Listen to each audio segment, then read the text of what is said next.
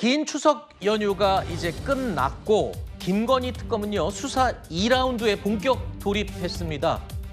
전열을 정비하고 다시 한번 이 2라운드 수사를 시작하는 건데요.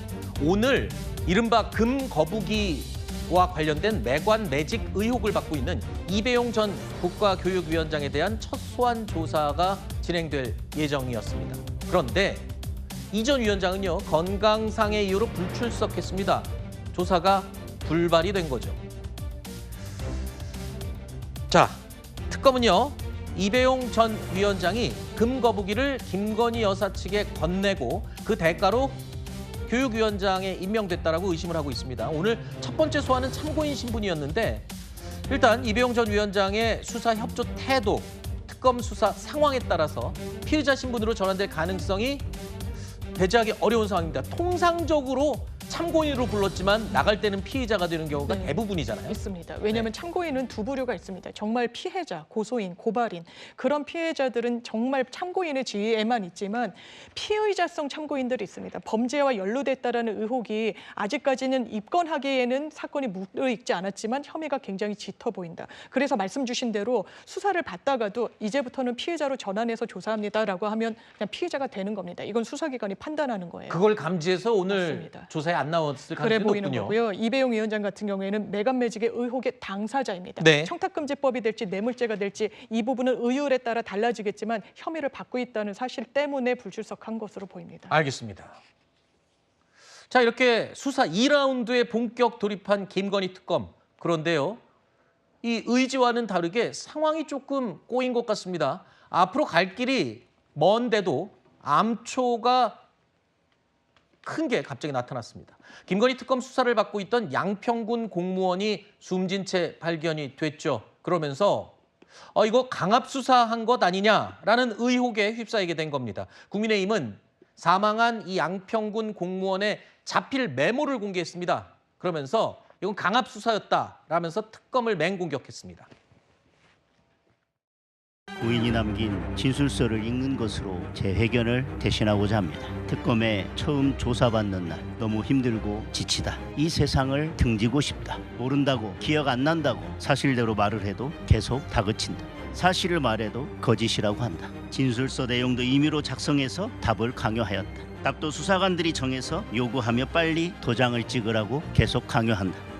민중기 특검의 강요, 회유, 압박, 유도신문, 반복신문, 심야조사 이것은 불법 수사입니다. 김성교 군수가 시켜서 개발부담금을 면제해 준 것 그런 취지로 문답이 작성이 돼 있고 이분은 거기에 대해서 항의도 못하고 그냥 서명 날인을 한 것 같아요. 그것이 모멸감 이런 것들을 갖게 하는 것이고 이번에 숨진 채 발견된 공무원은요. 현직 양평군 면장이었습니다. 양평 공흥지구 특혜 의혹과 관련해서 지난 2일이었죠. 피의자 신분으로 조사를 받고 있는 것으로 알려졌던 인물입니다. 양평 공무원이 남긴 메모에는요. 아까 들으신 것처럼 진술 강요, 회유 뭐 이런 내용들이 있었다는 겁니다. 특검으로부터요. 그러니까 특검이 강압 수사를 했다라는 이 숨진 공무원의 주장이 지금 화면에 나오는 저 메모에 빼곡히 담겨 있습니다. 특검은 이렇게 밝혔습니다. 무슨 소리냐? 강압도 없었고 회유도 없었다라고 반박을 했습니다. 하지만 만약에 사망한 공무원의 주장이 사실이라면 이거는 특검 입장에서는 치명적일 수가 있어요. 왜냐하면 김건희 특검은 지금 다른 특검들에 비해서 가장 많은 혐의들을 조사하고 있고 그리고 가장 많이 사람들을 불러서 소환 조사를 했습니다. 그런데 이 사건 때문에 그 나머지까지도 지금 파장이 끼칠 가능성이 높아 보이는 거 아닌가요? 네, 그럴 수밖에 없습니다. 김건희 특검이 다른 특검에 비해서 구속자도 가장 많습니다. 그렇죠. 그런데 김건희 특검이 그래도 비판을 받는 건 뭐냐 하면 이번에 구속된 사람들의 대부분이 지금 김건희 여사의 특검이잖아요. 네. 김건희 씨와의 어떤 연루가 확실하게 되어야 김건희 특검의 취지에 부합되는 겁니다. 그런데 봤더니 구속된 사람들이 김건희 씨와의 어떤 관련성을 뭐 이렇게 드러내지 못하고 각각 개별 사건의 그런 혐의로 구속이 된 거예요. 예를 들어서 김상민 변호사, 김상민 검사 이후한 그림과 관련돼서 김건희 씨가 한테 주었다라는 어떤 혐의가 없었어요. 네. 보면 개인이 그냥 뭐 구입했다 이렇게 됐고 또 네. 삼부 토건 주가 조작도 개인의 어떤 비리처럼 됐지 실제로 김건희 여사의 연관성을 밝혀내지 못했더라고요. 그러면 공공지구야말로 사실은 김건희 씨 일가의 문제입니다. 그렇죠. 이건 밝혀내야만 하는 문제예요. 직접적인 거니까. 그렇죠. 아주 직접적인 거죠. 그런데 문제는 이겁니다.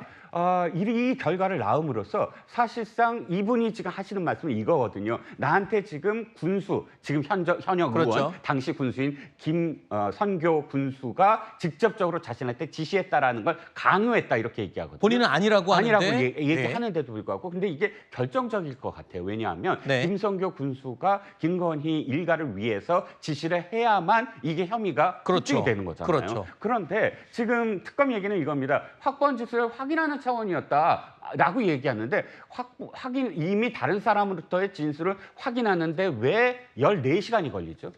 오전 10시에 불러서 실제로 끝난 시간은 거의 1시에 가까이 끝납니다. 네. 물론 여기에 2시간 빼자고요. 실제로 조사를 어떻게 했는지 검토하는 시간 빼면 12시간 이상을 계속 질문을 했다는 거예요. 네. 확인하는 차원에서 그런 배려를 해서 이 12시간을 묶어놨을까요? 네. 저는 굉장히 이번에 특검이 타격을 받을 거라고 예상이 됩니다. 자, 지금 특검은 이렇게 얘기합니다. 무슨 소리냐?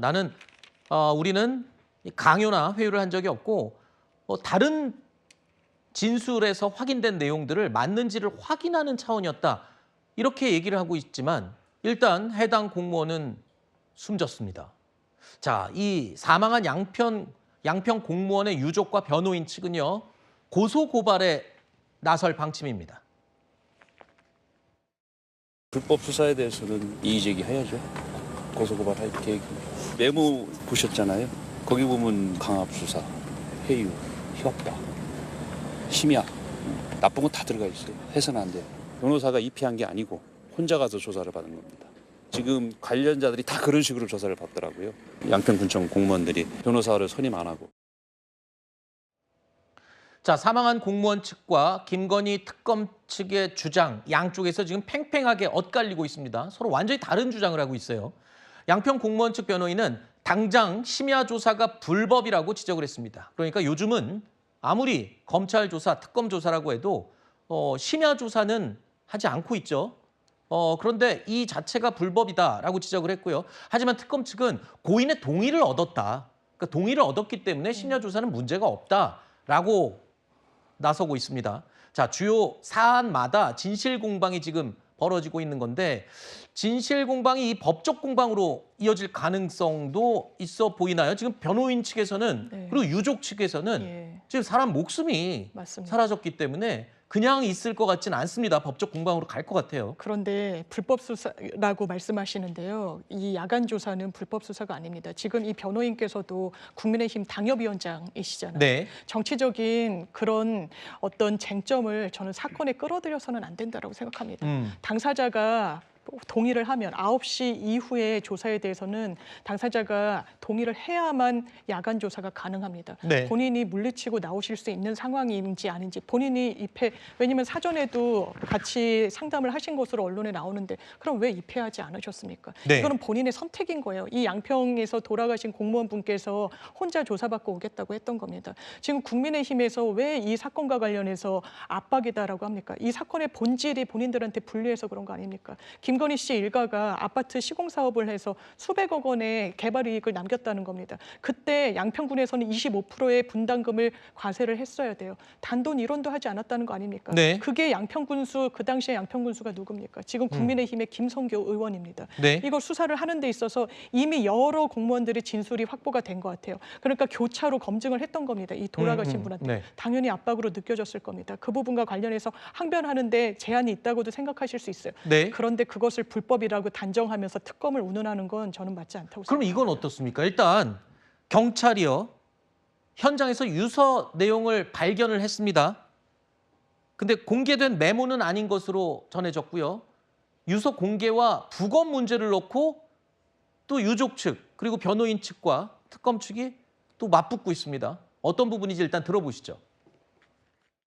고인의 유서를 공개하지도 않고 유족들에게조차 보여주지 않고 있습니다. 고인의 유서는 유족들의 소유입니다. 경찰은 필요하다면 수사 목적상 사본을 가져갈 뿐이지 원본을 유족으로부터 뺏어갈 권리도 없고 권한도 없습니다.